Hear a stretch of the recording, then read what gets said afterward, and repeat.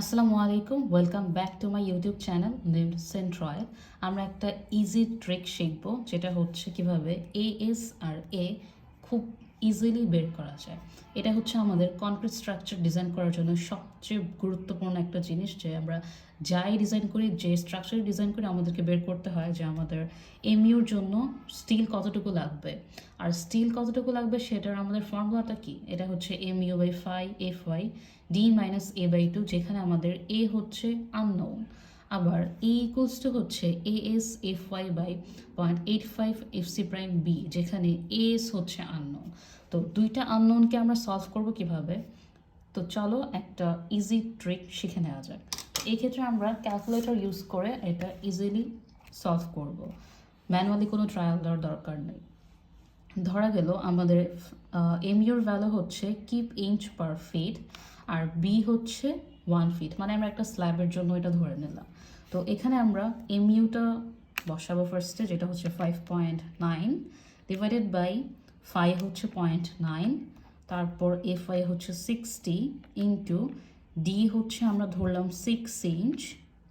আর এখানে আমাদের কি এর ভ্যালুটা আমরা জানি না, তো এর জায়গায় আমরা কি পুট করব? অ্যান্সার, যেটা হচ্ছে এটা, এই বাটনটা আমরা প্রেস করব। তো অ্যান্সার বাই 2। দেন এখানে একটা কোলন সাইন ইউজ হবে। সো এটা হচ্ছে আমাদের আলফা, এই ইন্টিগ্রেশন সাইনটা এই ক্যালকুলেটরের জন্য।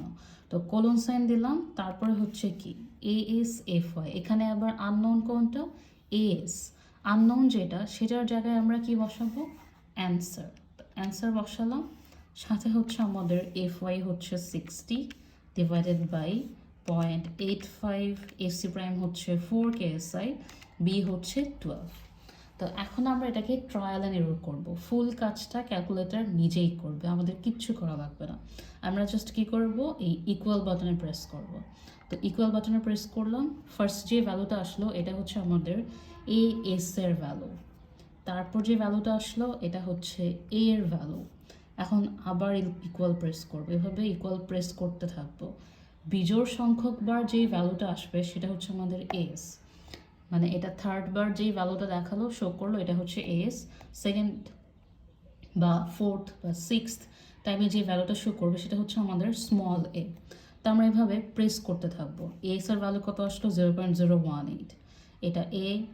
আবার এস আসলো 0.01825, আবার আসলো 0.01825। তার মানে কি ট্রায়াল দেওয়া শেষ, সে আর ট্রায়াল দিচ্ছে না। তো আমাদের ট্রায়াল দেওয়া শেষ যেহেতু, যখন আমরা দেখবো যে আমাদের ভ্যালু আর চেঞ্জ হচ্ছে না, তো সেটাই হচ্ছে আমাদের ফাইনাল ভ্যালু। তো এস হচ্ছে 0.0183 আর এ হচ্ছে 0.268। এভাবে আমরা যদি মোমেন্টটা আরেকবার চেঞ্জ করি, তো ধরলাম আমাদের মোমেন্টটা হচ্ছে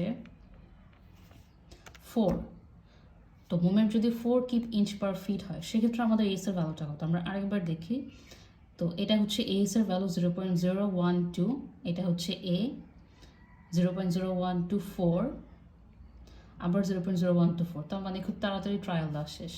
আমরা আরেকবার যদি চেঞ্জ করি, 10 নিলাম, এই ক্ষেত্রে আমাদের এস এর ভ্যালুটা হচ্ছে ফার্স্টে আসলো 0.03, দেন এটা স্মল এ, আবার আসলো 0.031, সেম ভ্যালুই আসতেছে।